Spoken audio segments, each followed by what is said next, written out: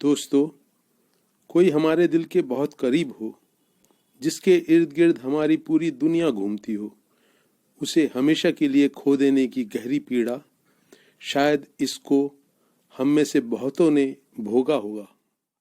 जो हमारे बीच नहीं रहा है, उसके साथ कभी हंसना बोलना नहीं हो सकेगा, सुख दुख कभी नहीं बांट सकेंगे।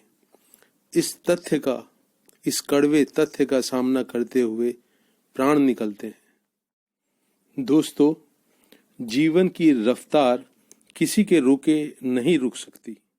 अपने माता या पिता, बेटा या बेटी, भाई या बहन या दोस्त या किसी दिल के करीबी इंसान को खो देने के बावजूद बाकी की जिंदगी तो इंसान को गुजारनी ही है। ये वीडियो उन्हीं लोगों के बारे में है जिन्हें अपने गहरे दुख, गहरे सदमे के साथ आगे जीना पड़ेगा। जिसने अपने प्रिय को हमेशा के लिए खो दिया है, उसे देर सवेर खुद भी समझ में आता है और बाकी लोग भी उसे समझाते हैं कि उसे अपनी जिंदगी की गाड़ी पटरी पर फिर से वापस लानी ही पड़ेगी। अपने गहरे दुख के साथ जीने के लिए आमतौर पर इंसान जो कुछ करता है, आइए उसको समझें।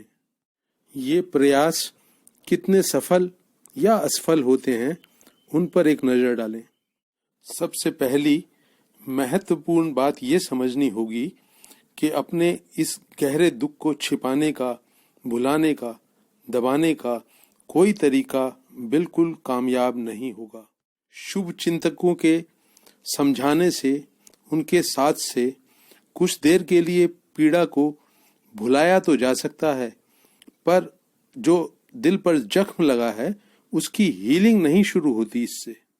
जिंदगी में आगे आने वाली चुनौतियों और कठिनाइयों का सामना करने से ध्यान तो बढ़ता है, पर दिल का जख्म फिर भी हरा बना रहता है। किसी काम में मन लगाने की कोशिशें नाकाम रहती हैं, किसी और के यहाँ जाकर रहने से बात नहीं बनती। प्रियजन की मौत का सदमा अगर बहुत गहरा हो जाए तो एक बहुत बड़ा खतरा सिर पर मंडराने लगता है। सोचने समझने का संतुलन ज्यादा डगमगा जाने से इंसान कभी कभी बहुत बड़े निर्णय ले लेता है।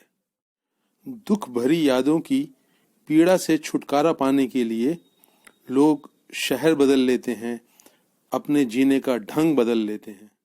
उनकी जिंदगी में जो खाली स्थान पैदा हुआ है, उसे भरने के लिए बड़ी जल्दबाजी में नया रिश्ता बना लेते हैं।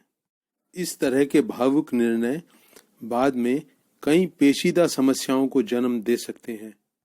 दोस्तों, अपने प्रियजन की मौत की पीड़ा से दुख भोग रहे इंसान के दिल का जख्म अगर इन सब बातों से नहीं भर सकता, तो फिर वो कैसे भरेगा?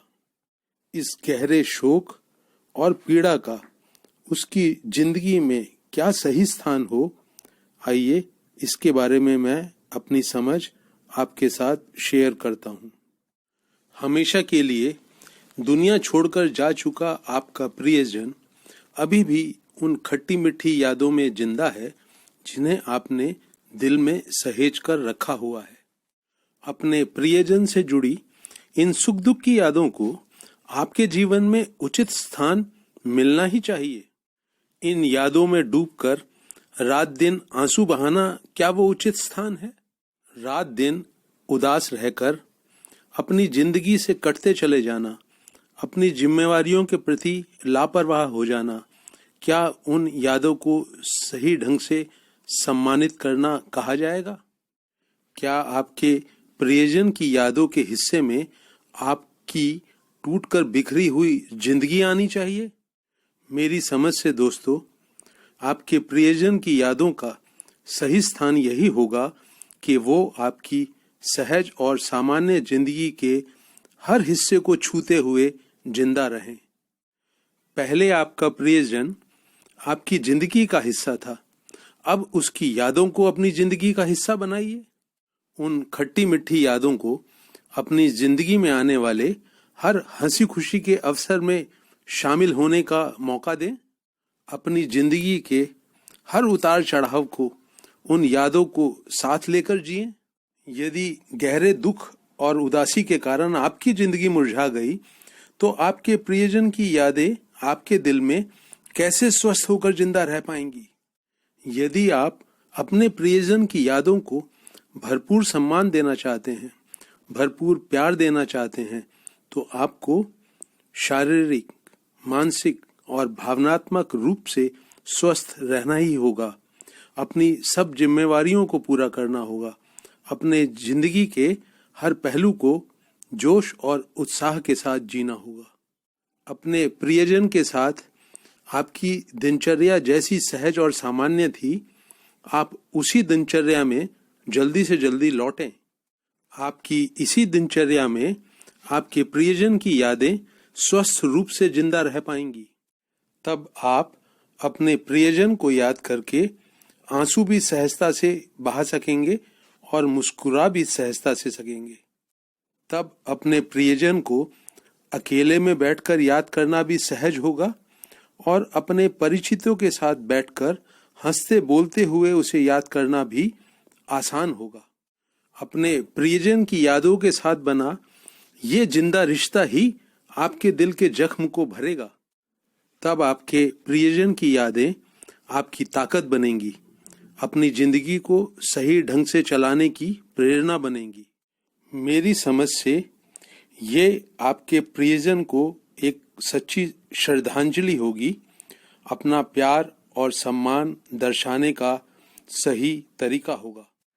दोस्तों, मेरा ये वीडियो आपको उपयोगी लगे तो इसे उन लोगों के साथ जरूर शेयर करें जिन्हें इसकी जरूरत है।